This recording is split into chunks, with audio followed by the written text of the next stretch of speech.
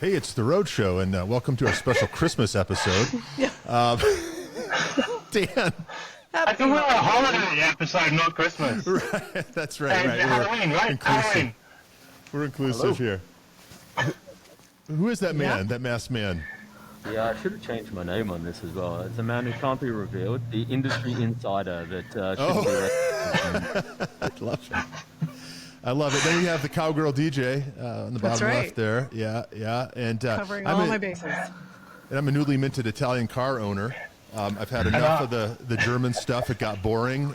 Bring on the real man stuff. So thank you, Kara Karachi Celatine, for the alpha swag. I shaved my beard for you guys. Come on. I was going to say, the level of commitment here is impressive. Yeah. How creepy do I look? As like a FedEx delivery guy. Right. Yeah, we all sort of, you and I have hybrid costumes, Dan. You're like the, Mario in the delivery van. I'm the cowboy DJ. We've got Mr. Anonymous, industry source. Dan, can we share where you are? Because that's the best part. Yes. So, early morning start this morning into Nashville, and I'm currently at the Corvette racetrack. And actually, there's a load of Corvettes just about to go down the track. I decided to come to the Corvette National Museum, which I'm going to visit tomorrow. But if you can see that, there's a load of Corvettes. So they've got a training day for different sellers of the cars. So all the different dealerships across the US are in town, and they're doing an upgrade on the newest Corvettes. So I thought I'd come and look at the track and I'm going to go to the museum tomorrow. And you're wearing the latest in fun. Ferrari corporate espionage wear. That's right. Yeah. I'm surprised security haven't descended on me yet. So we'll see. So Dan is sitting in a rental Jeep Wrangler with the engine off. It's what, 85 degrees. Yeah, it's. I've got Betty Swallocks, as we would say in England.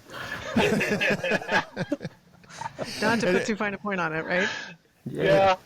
And Alan's in disguise today because we're going to be talking about a new car, and we want to get his true thoughts. So Don't want to be recognized. We need a voice changer as well. Yeah. This is not my real voice. I'm not really Australian, so this is not I've wondered that this whole time. Yeah. right. You just need a mustache, and you can be Italian like us. There you go. So Dan, I'm really excited to hear what you think of the track and the museum once you see it. Yeah, it looks very impressive so far. Facilities look I think they're very lucky to have these facilities. They look amazing. Yeah. You going to get out in your Mario Kart later? Are you going to get I'm lining up some red turtles, so just wait for it. So I gotta ask. Did you know you're going to be Mario straight away, or did you go through a few other costume ideas? Because, I thought about being an over-rev. Have you even dressed up? Is that just like your daily get-up? This is my tourist outfit. Yeah, the looks I got when I got on the Delta flight this morning. They put you in the lounge with the rest of the celebrities? Is that, There you go. I was in with a celebrity, though, just very quickly. Yeah. Duff McKagan from Guns N' Roses was sat next to me, and I played it so cool. I didn't go get an autograph, didn't get a photograph. I'm going to get rid of that. So he was in the lounge, which is pretty cool. Bloody hell, I thought it was somebody else. That's cool. It's me! It's Luigi. Shall I go to an Italian restaurant after this? Sure, you have to. Yeah. For those listening to the podcast, do you want to just describe, does someone want to describe what everyone's wearing? Oh, yeah, that probably would help. Alan, start with you.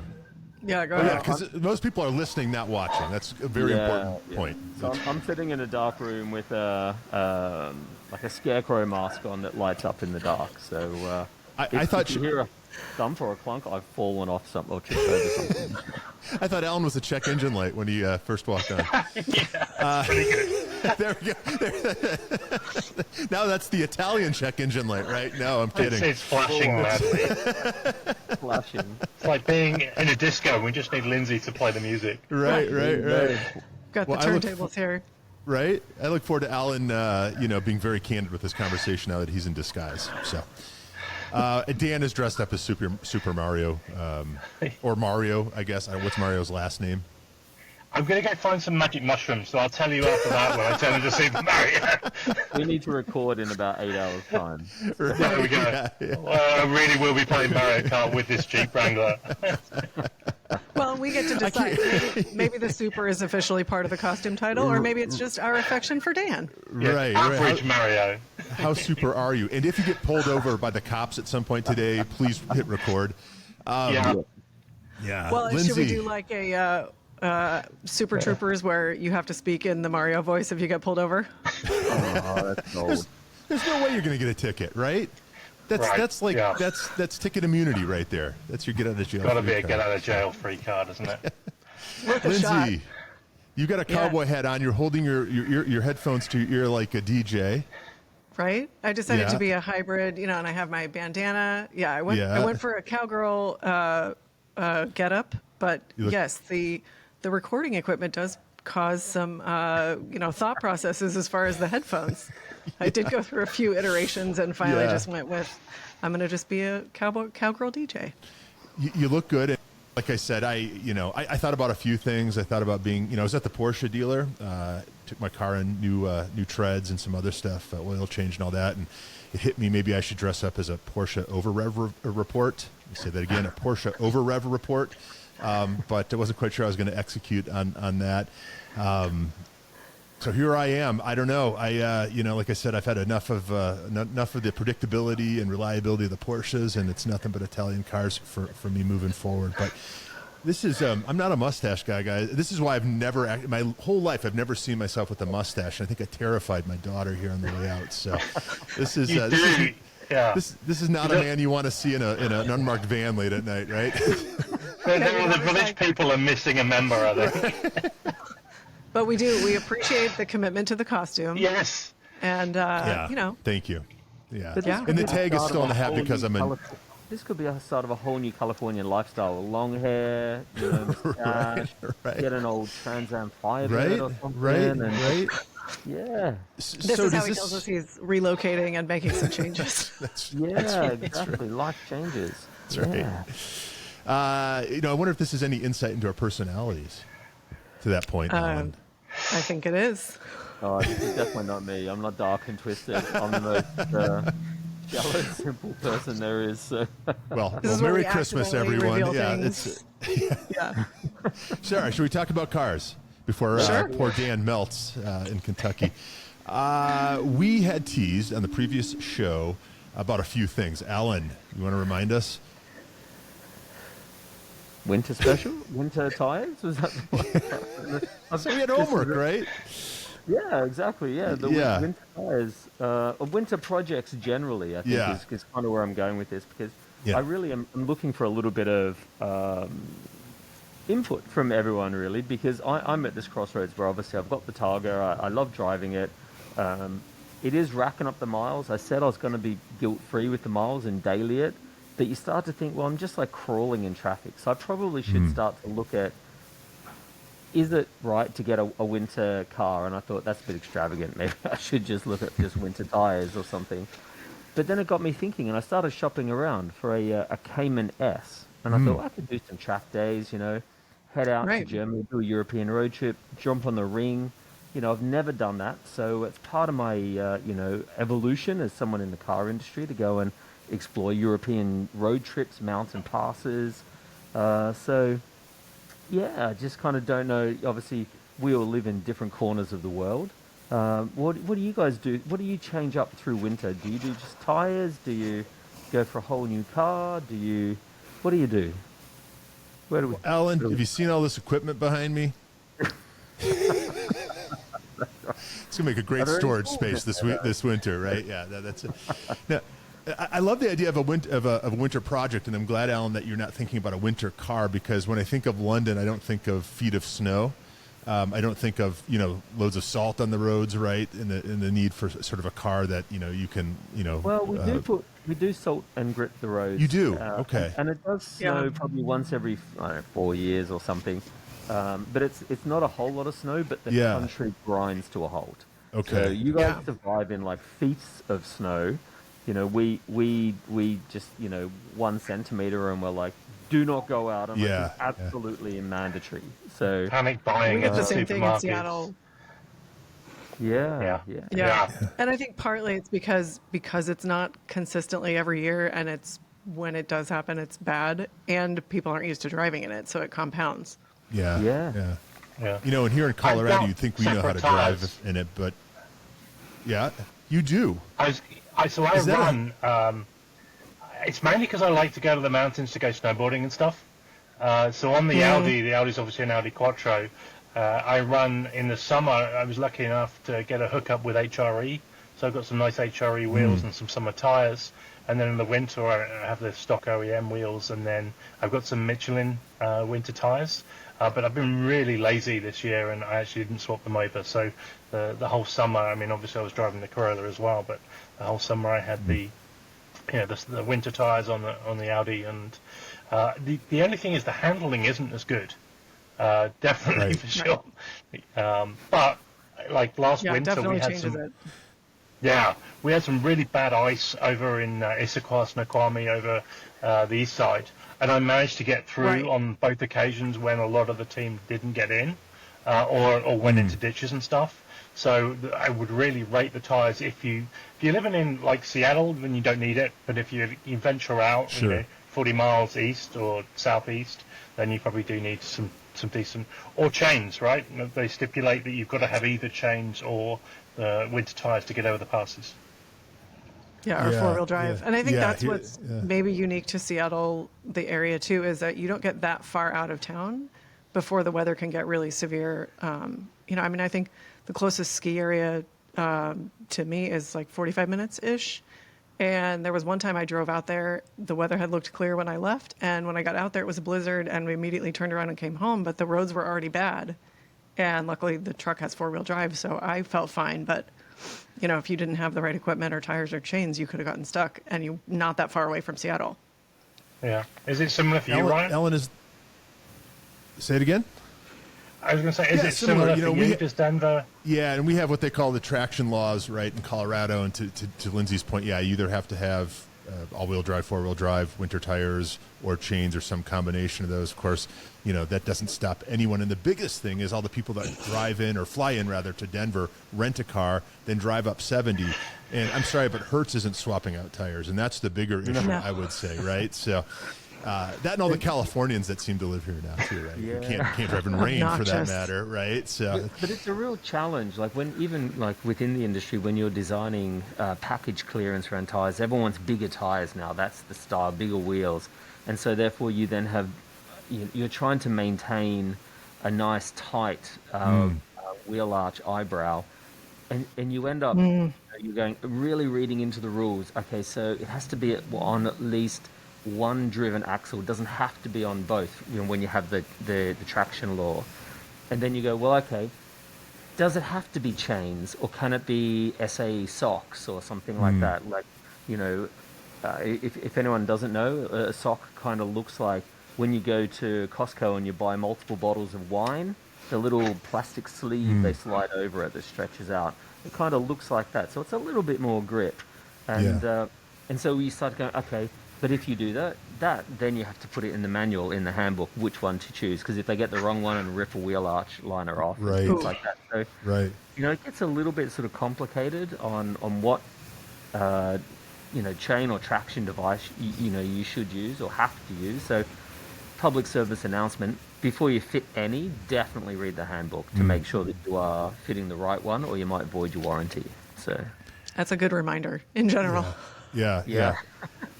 Just make sure it clears everything, before you go drifting. So you want to be in good shape when you drive down to, Stad or whatever, right, to do a little skiing. Is that where you go these days, Alan? Like, where's the cool place to ski, right? Milton Keynes Indoor Snow Dome. There you go. That's next I to did not see that coming. Yeah, it's about an hour away. Yeah, it's not quite Next to as the, exotic the as Switzerland or something. So. the And the Sainsbury's après or whatever. ski is pretty shit, isn't it? Yeah, In there's Milton a shop Keynes. down the yeah. You go Is that next an door to Applebee's? Tesco's. Yeah, Tesco. That's what I was Tesco's, well thinking done. of. Well, Yeah. Sainsbury's is also one of the grocery chains there. Okay. Yeah. Those are the two See? favorites of mine. So, Alan, are we on that note? So, would someone in London even ever? Is like the winter tire thing even a thing? Maybe in the north of England. No, I mean, honestly, no. You might do like a slightly more wet weather tire, but not you're not going to go full winter. You're definitely not going to be carrying chains with you. If that's the case, Sure. the rest of the country has ground to a halt anyway. So, yeah, you're okay.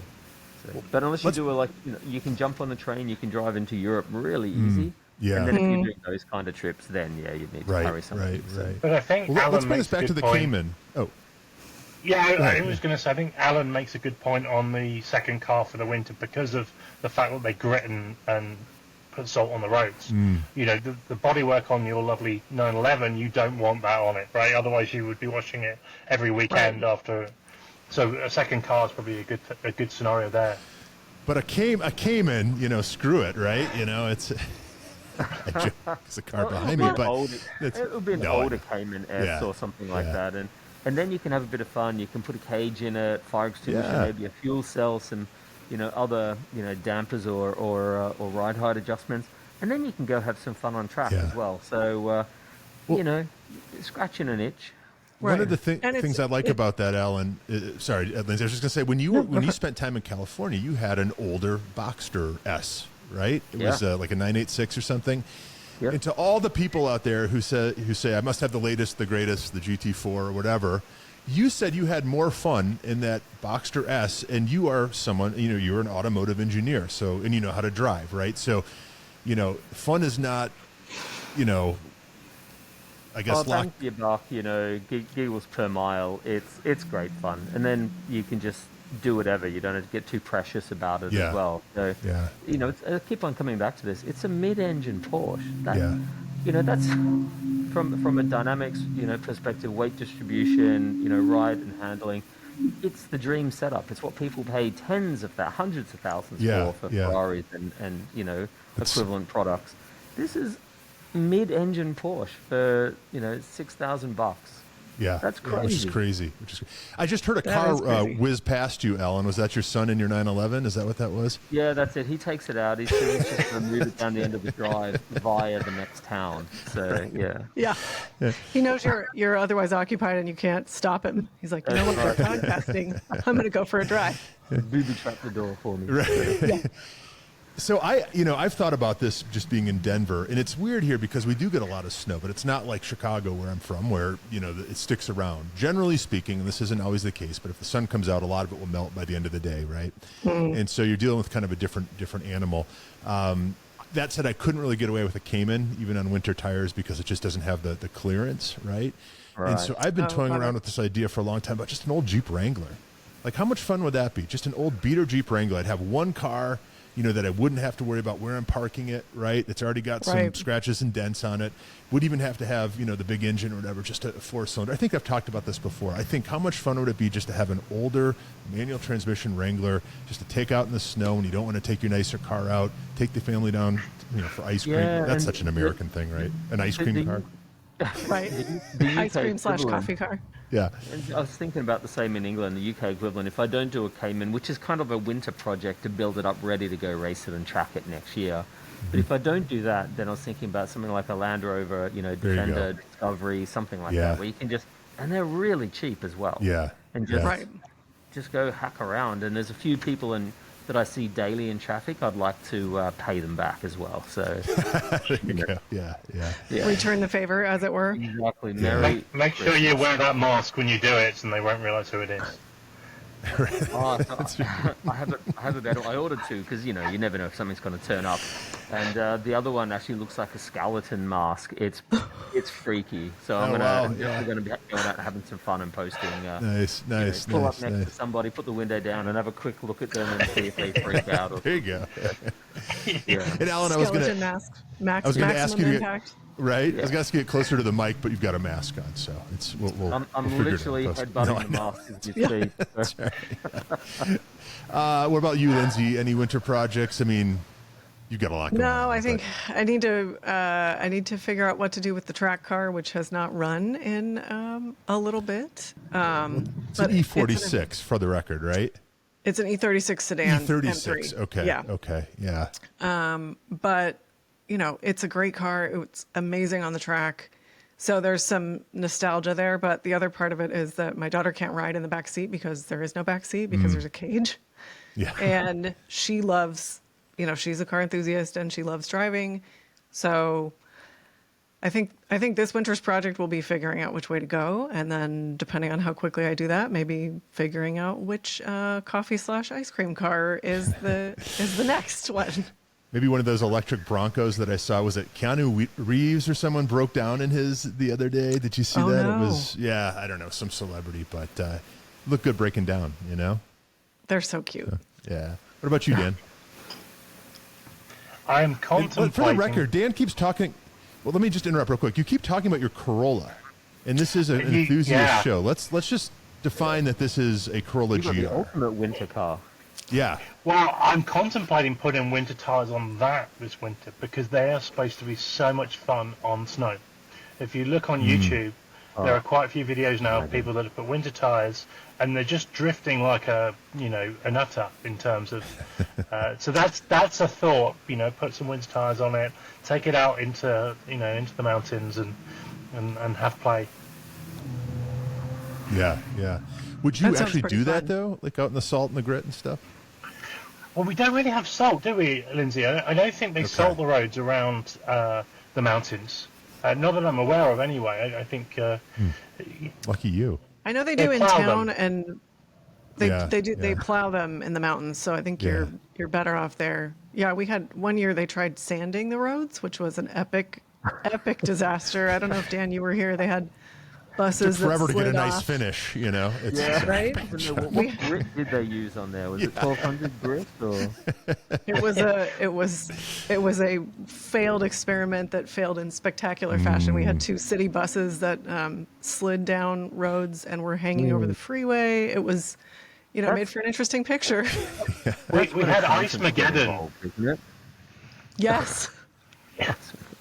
The one year we had Ice-Mageddon in Seattle. I was actually in the UK for it. But there was a picture of someone, and they had opened the window of their car and chained their car to a lamppost so it didn't slide down the hill. It was that icy. It was like an unprecedented ice storm, and it closed down the airport. I actually got delayed by 1 day as a result. But Ice-Mageddon, so look it up, and especially look up the buses, because the buses didn't cope well in Ice-Mageddon. Yeah, no, I mean, there's one road, I think every year somebody puts together a compilation every year that we get snow, because it's an incredibly steep road and people just, pinball down the hill in their cars if they have the bad luck to try to go up. Yeah, we watch Fail Army in this household. There you go. On YouTube. Epic fails. Yeah. Right. That's, yeah. Just, it makes you feel better about yourself, basically, right? I think that's the draw. That's the draw, but... Yeah, you can sit there and reassure yourself, well, I would know better than to try to go up that road. You hope. Well, for the record, if I do buy a Wrangler, I'm keeping the mustache. Perfect. Maybe the hat goes you're on halfway backwards. there. Yeah. Let me know if you want my hat, my sparkly cowboy hat. That's right. You know the Jeep Wave now as well. So That's right. That's right. And the Audi Wave. Yeah. And the Audi Wave. And the BMW. Salute. So, one of us just got back from Luftgekühlt. Three of us didn't make it. One of these kids is not like the rest. How was it? It was amazing, and it was really a wonderful day all around. I saw a post last night with Tag Heuer and Patrick Dempsey, and he said Luft is about community, and that really sums up the day. And there were so many people there, as you'd expect. And so you never know if you're going to really get to catch up with people because of the number of people and cars and the number of things to see and do. And what really struck me about this one was the camaraderie, and I ran into almost everyone I wanted to see, which was pretty remarkable given how spread out the event was. Yeah. It was at the Universal Studios backlot. Which, how incredible, right? So like truly. the Back to the Future set, right? Like the City Hall. I mean, you had all the, all these iconic I walked sort of by backgrounds. the City Hall when I was in search of breakfast burritos, and that was a pinch me. I'm like, whose life is this? Right. It's kind of crazy, right? One of the funniest moments was pretty early on. I was asking, I was looking for my friend Lynn Woodward's car, which was one of the 912s that was there. And they said, okay, you have to walk out of New York, and then when you hit Europe, turn left, and then go to Western. And it was like all of these sentences that you never expect to hear, you never expect to say, walk out of New York into Europe. Isn't there an actual like jet plane crash scene? And if so, whose car got that? Was that not part of it? There were parts that I did like not from Lost make it or to. something. Okay. No, there is, and there's the Bates Hotel. That's right. Did you see that? The avalanche and waterfall sort of scene and setup, which they obviously run several times a day. Yeah, it's crazy. Yeah, they have. There's a guy. Go ahead. There's a guy in the Bates Hotel who literally his job is just to freak you out and walk around and walk after you. Like, what a job. Yeah. Right. How do you know to even apply for that, right? Yeah, I was going to say, are they hiring? Yeah. What's the 401k like, huh? Yeah. So I guess it begs the question, though. I mean, this event has had this increasingly like kind of amazing, series of locales, right? Where does it go from here? I mean, how do you beat that as far as like photography, right? I mean, it's.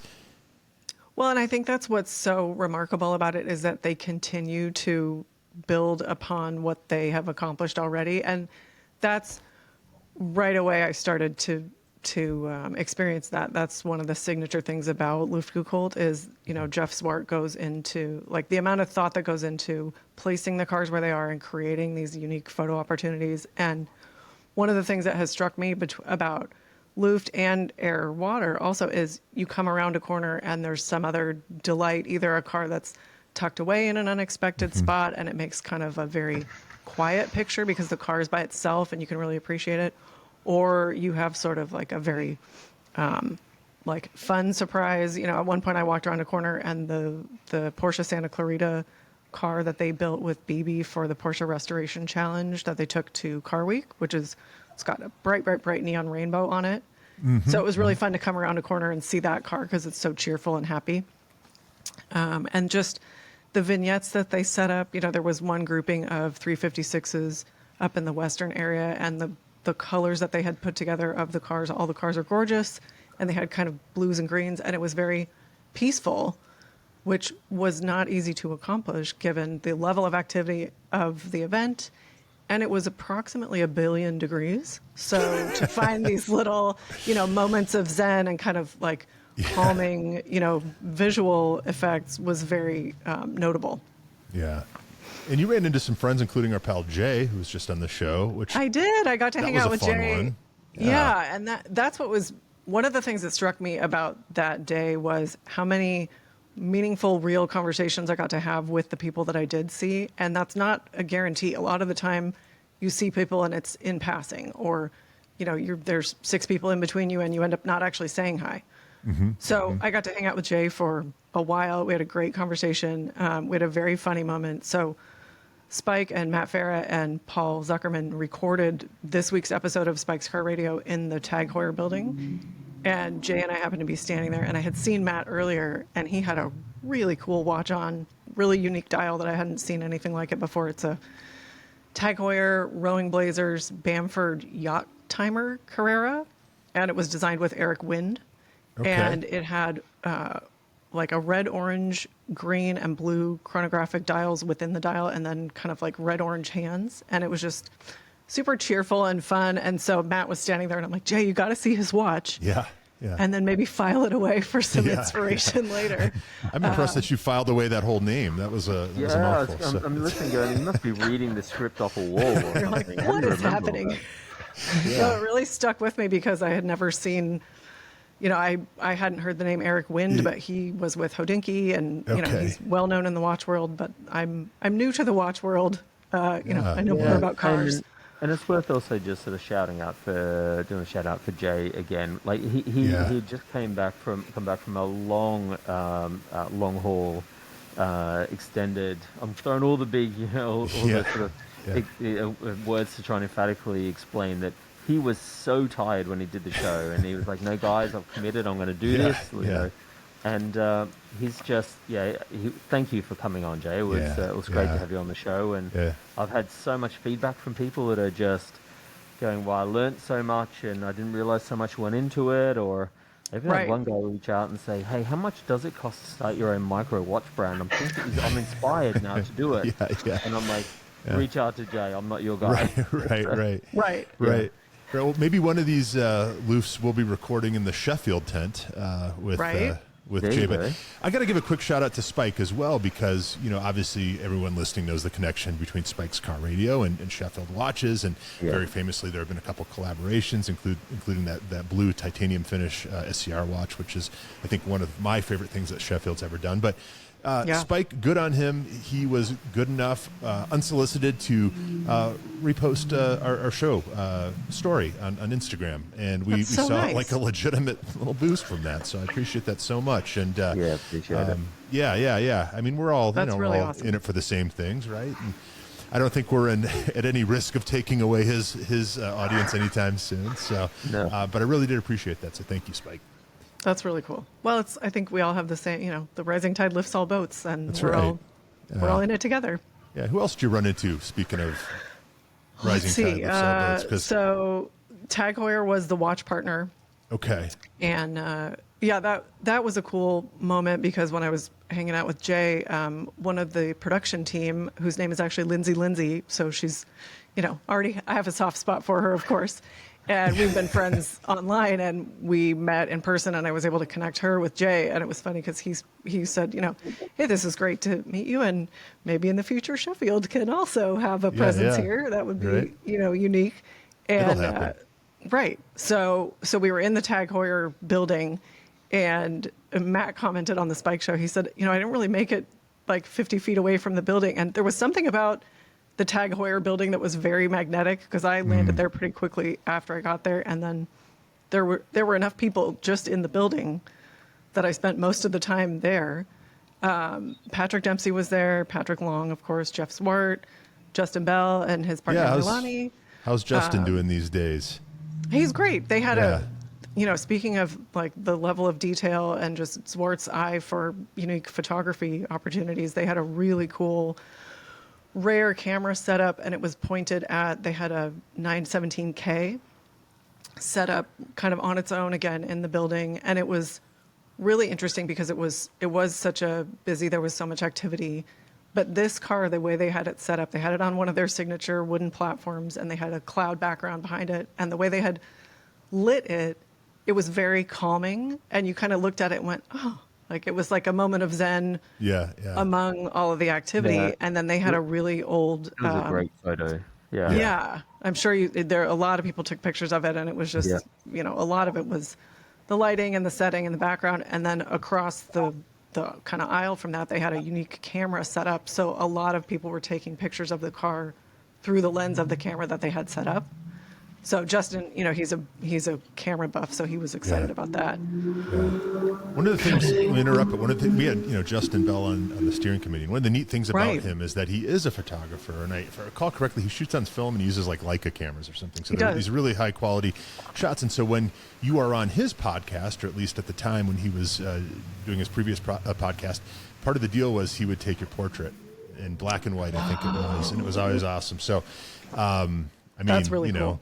Squad goals, guys. Just to fire up their Leica, but no, he's a great guy. I enjoyed talking with him, and he's still doing. I think is it the Driven to Win podcast? Drive to Win. Drive to Win. That's right. So, and gets recorded in Las Vegas, right? So, And they're just so fun and approachable, and it's always good to see them and chat. It's always entertaining, and they bring a great energy wherever they are. Totally. For sure. You mentioned Jeff Zwart too. That's someone that I'd love to have on the show sometime. He's local to me, or local-ish. He's in Aspen, but that's right. That's a guy who's got it all figured out, right? And honest to God, I've never actually met him. I don't think I've never been introduced to him. I've probably been in the same room with him 24 times. Obviously, we go to a lot of the same stuff, but he's always, always got a circle around him. And he's real tight with our friends at the First Dibs podcast too. So kind of feel like I'd have to clear it with them first or something. But he's what a cool guy. His whole history with the advertising photography and just all the iconic stuff that that we parody now, right? Because it was so good then. I actually thought about dressing up as one of those like iconic Porsche like ads, but again, how do you pull that off, right? Like it's a two-dimensional thing. But anyway, would love to have him on. So Jeff, if you're listening, or someone is listening, love to have you on sometime. It'd be a fascinating episode. So he's so nice. I introduced myself to him at one of the Haggerty Cars and Coffees at one of the Garage and Socials, and he's just so nice and authentic and genuine. And I always come back to the improbability of he and Freeman Thomas living near each other. I think in high school, it's just like, oh wow, you can't write this stuff. Yeah, but it's Southern California car culture. I feel like that happens a lot. It's almost like these little pods of like just overachievers or whatever, something in the water, right? I don't know. Like pre anything, nobody knew which paths they were going to take, and look at the accomplishments they have achieved. It's incredible. Yeah. What, Dan, are you doing okay? I'm doing good. I'm on mute because there are Z06s whopping past my ear every 2 minutes. And I don't want you folks to feel like you're missing out. Are you a danger to the people on track? I mean, are they going to catch a vision of you out the corner of their eye and then... I think I'll grab a fire extinguisher and be Mario fireman or something. Just really move the costume. Yeah. Can you imagine you're in a Corvette. You're in a Corvette. You've crashed, and you're just coming to, and there's Mario pulling you out. Stars and Mario. It's Samia. It's Samia. You're okay. That's awesome. That's awesome. I would definitely add to the story. You know, they're telling it later, and they go, "Man, you know, I thought I was okay, but I must have really hit my head because at one point I saw Mario. But I'm so glad I'm okay now." Man, they sound really freaking good.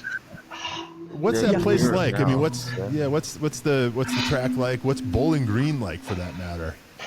So I arrived in Bowling Green about an hour ago, so haven't spent a lot of time. I drove downtown, and it's pretty small and rural. But the facilities, from what I can see at the track, look spectacular. They've got their own gas station. They've got about 5 or 6 fire trucks here, and it could be that they're just on site because of the fact that there's a corporate event going on. Karting track, autocross I heard track. Mario was in town. That's right, yeah. It could be that. They have a load of car storage at the back, so if you want to take your race car and leave it here.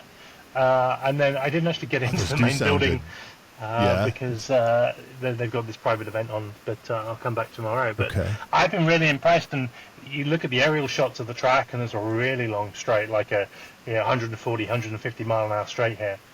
And then a lot of very technical twisties. So yeah, maybe tomorrow, if they've got any seat time, I might try and look into a course, like they do an hour's Corvette thing. And, nice. Yeah. Nice. I will pay for the course if you wear that outfit. Please, I think I'll pass out from heat. Please don't mute.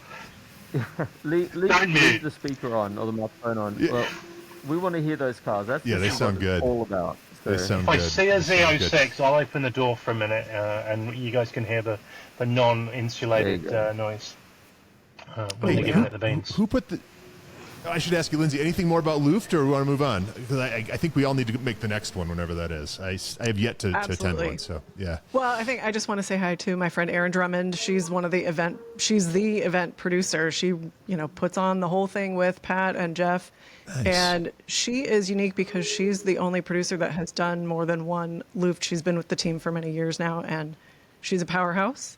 And I actually got to see her and catch up for a minute, which was unexpected because, she's working and she's putting on the whole thing. So yeah. So she's awesome. Yeah, and I got to see Sarah Lassick. She's with 000 magazine, and Verone, who runs Galpin Autosports. And so, yeah, got to see a lot of people. My favorite moment, I will say, was so my friend Lynn Woodward she got a 912 less than a year ago. It was not running when she got it. Yeah. And with Aaron Robinson, they got the engine running completely, redid it, brought it back to life, and they fully redid the interior, and it has a gorgeous patina. And Zwart had it by a barn. It was, again, set off by itself and it just really set the car off. And I got to see her, and she was just having the best time because people were coming by and getting to see the car and enjoy it, and she was getting to see people enjoy the car. Yeah. And while I was there, Bruce Meyer came by with his friend Teddy Fairchild. Bruce. And I was everybody that walked up, I would say, this is her car that she built, and she put it back. So she got to have a really nice moment and show Bruce around the car. And there was one gal who walked up. She was chatting with Lynn and I said, well, and she did all the work, and this is her car. There we go. There we go. There it is. I love it. And then this young gal brought her dad back to show him because she loved the story and wanted him to meet Lynn. So it was just nice. Just the camaraderie was just throughout the day. It was just so wonderful, and we got to see a lot of gorgeous cars too. That's a cool story, the Lynn Woodward car story. Shout out Bruce. I had a couple friends who ran into him while they were there and sent me pictures, thumbs up kind of thing. I don't know how the man does it all, honestly, but he's just the coolest. And shout out Bruce. Yeah, and he was very enthusiastic about her car, and it was nice. It was really nice. She's put a lot of effort into it, and so it was nice to see people from all walks of life appreciating it and enjoying it with her. Absolutely. Hey, speaking of all walks of life, who put the note on here about Mark Zuckerberg? Not it.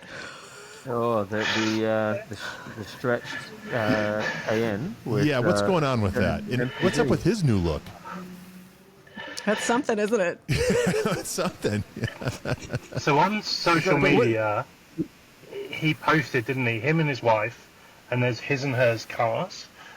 He got himself a GT3 manual, brand new one, and touring. He's touring. He can afford it. Yeah. A Cayenne to West Coast Customs. So West Coast Customs used to be. They're still around. Who was that rapper? Who was that rapper that used to have a TV show? Exhibit. Yeah.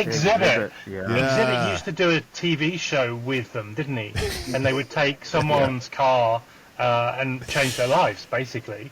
But anyway, someone who doesn't need their lives changing. Yeah. Someone who doesn't need their lives changing is obviously the Zuckerbergs, but Mark took a Cayenne, had it stretched. So this was a Cayenne GT Turbo, and had it stretched so it could accommodate all the kids for the school run. So talk about that'll be really under the parking lot. They fitted MPV doors, so sliding doors.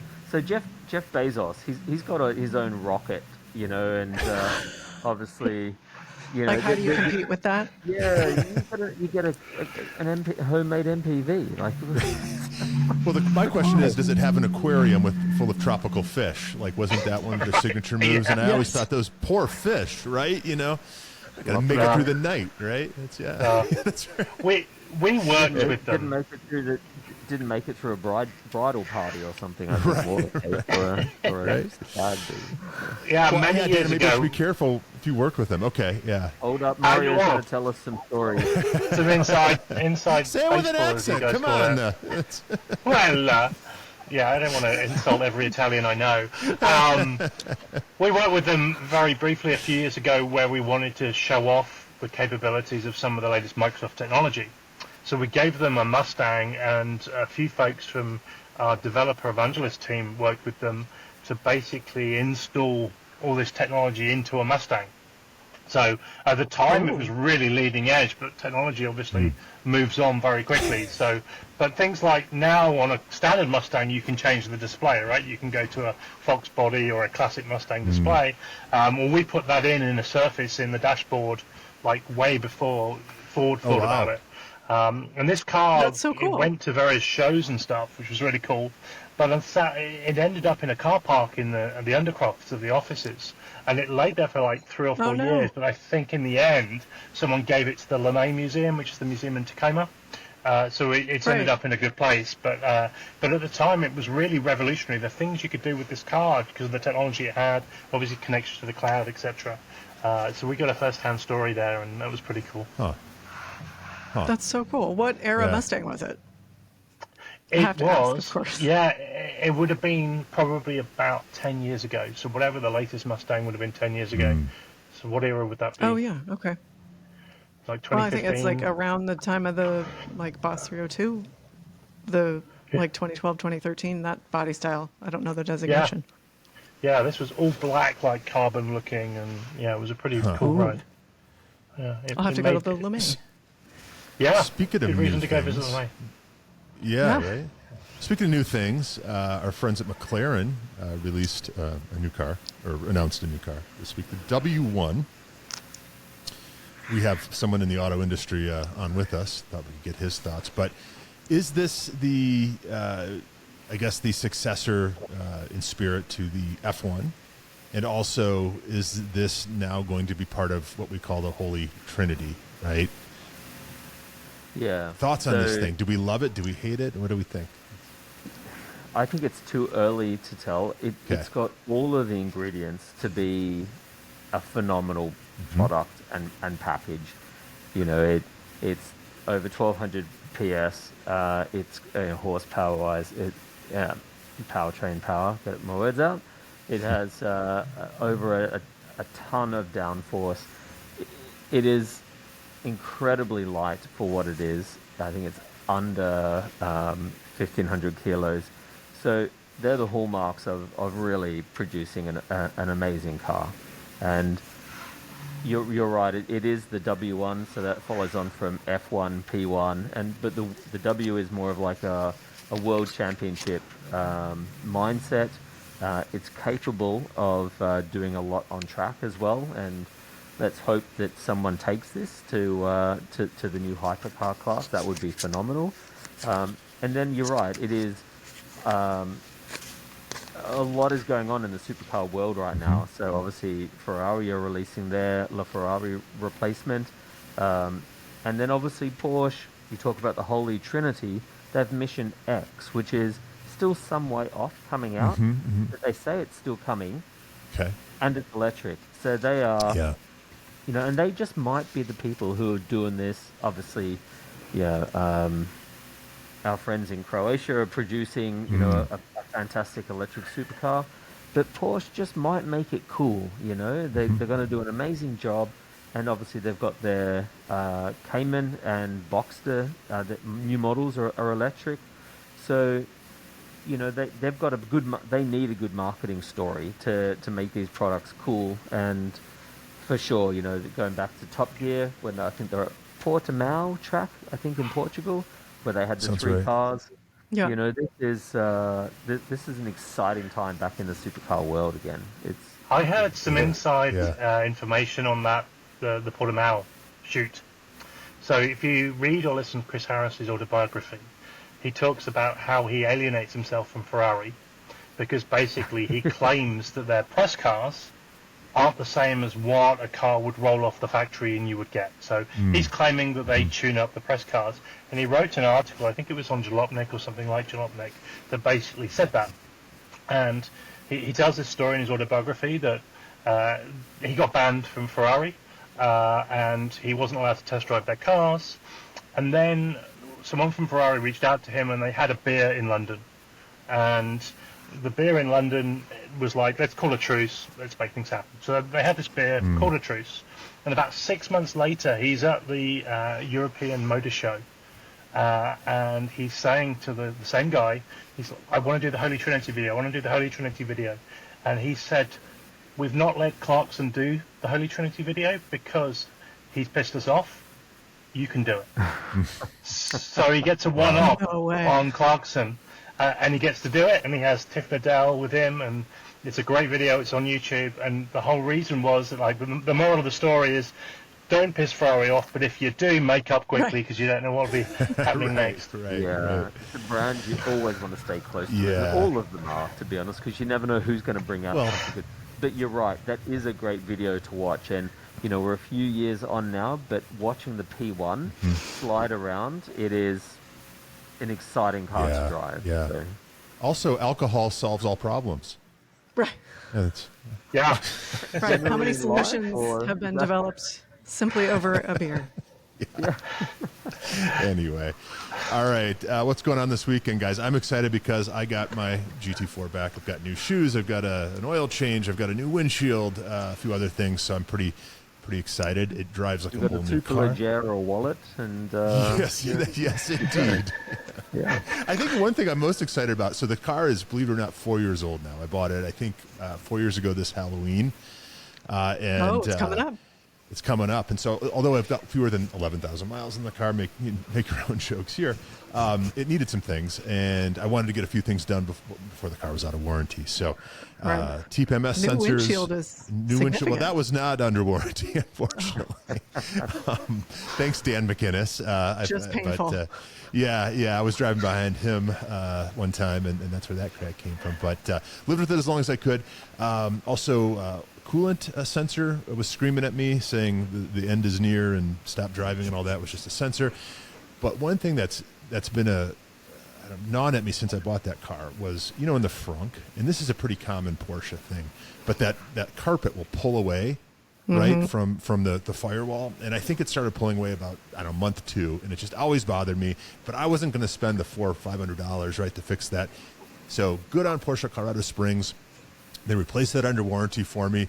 I'm half afraid to sort of look at it too closely because there's probably some Gorilla Glue or something holding it into place. But the important thing is it's all fixed. That's right. It feels like a whole new car. And just shout out to our friends down at Porsche Colorado Springs too. They always do such a great job and always honest and decent and on time. And I had the pleasure of driving a base Macan for a few days as a loaner car, which grew on me over time. I realized the trick. Well, you saw I posted something to Instagram about kind of how slow the thing was, and then I realized that the trick really is you got to keep that sport button on. You got to keep it in boil, and then it's really not so bad.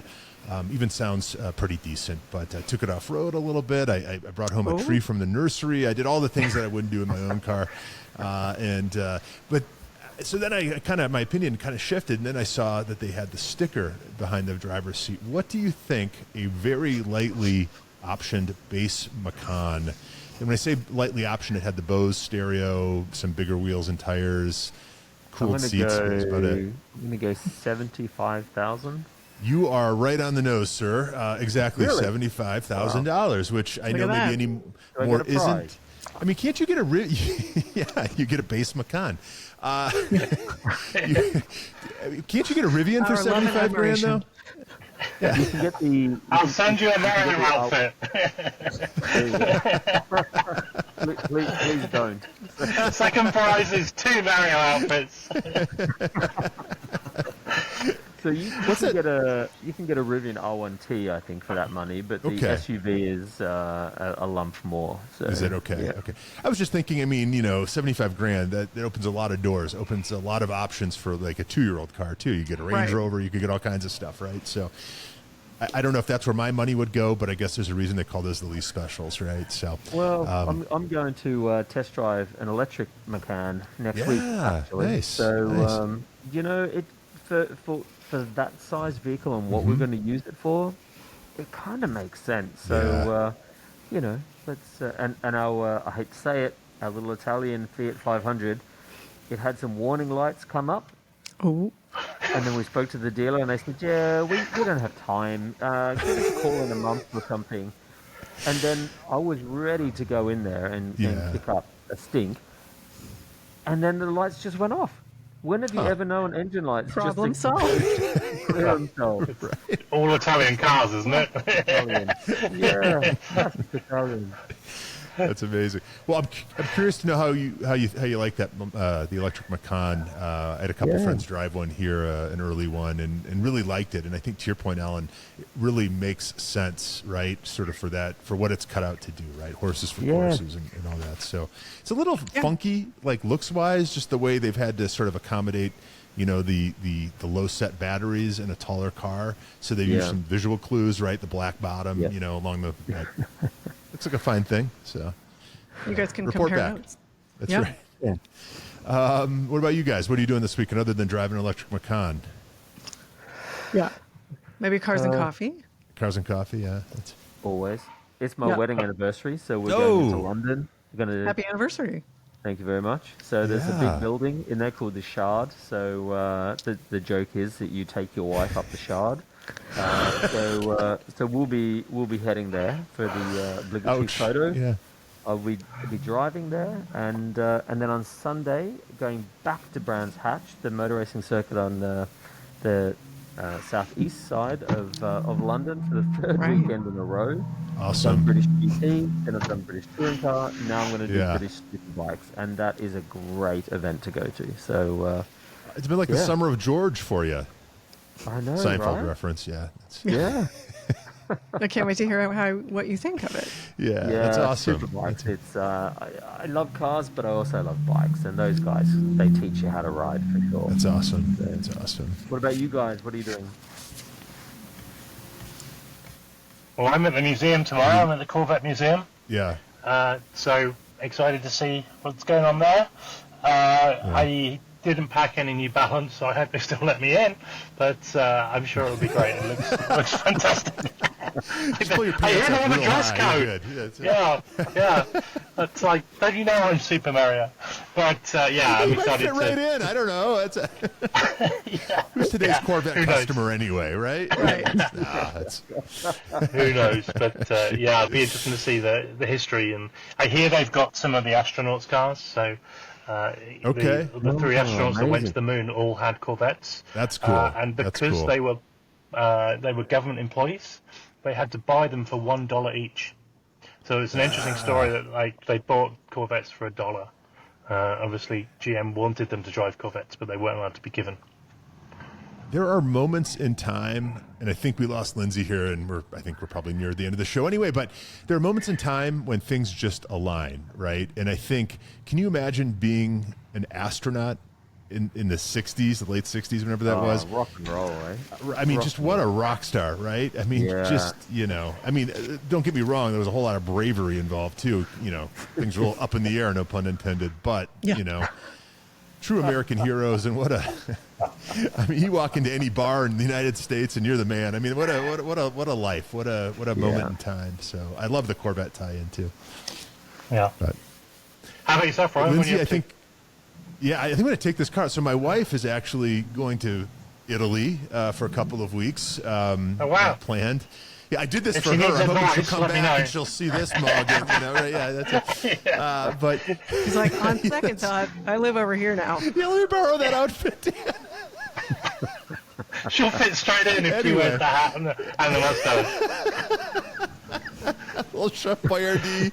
There's our weekend.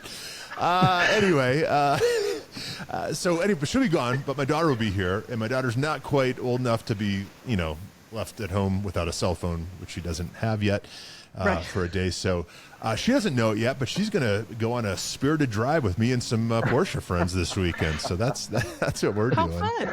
Yeah, that's that's really good father-daughter time. I can say from experience. I think so. I think she'll actually have a great time, and I'll feel a little bit better now that I've got new tires. So that's me being responsible. What about you, Lindsay? I may try and hit the Seattle Cars and Coffee and see whatever else comes up. Maybe even go for a drive. Nice. Yeah, and that's something that I think we often forget to do is just go for a drive. Huh? That's your assignment this weekend, those listening. Just go out and go for a drive. Depending on where you are, you might not have many more left this year. So make it happen. So I think that's a show. What do y'all think? Yep. Sounds good to me. Okay. Guys, I appreciate your Halloween spirit. This was fun. Maybe we should do this every time. It's an annual thing. That's right. That's right. All right. That's going to be a good one. All right, let's commit to it now. Christmas costumes? Let's do it. Well, we have Thanksgiving in between. Show your fall spirit. That's right. Thanksgiving's just a drinking holiday anyway, right? I mean, that's really what that's all about. If that's right? what we have to do, Ryan, and that's what we have That's to what we do. have to do. Isn't there a Mario Thanksgiving edition? I'm pretty sure there is. There is now. All right. Yeah, Dan's just going to be all the iterations of Mario. Like Mario with a turkey hat, Mario with an elf hat. If Nintendo want to sponsor this podcast, then I'll wear this every week. How does that sound? Nintendo. If Nintendo wants to sponsor this podcast, we'll all wear that every week. How about All right, friends. Thank you. Until next time, I'm Ryan in Denver. I'm Alan in London. I'm Lindsay in Seattle. I'm Dan in a Mario costume. Till next time. Thanks, guys. Bye.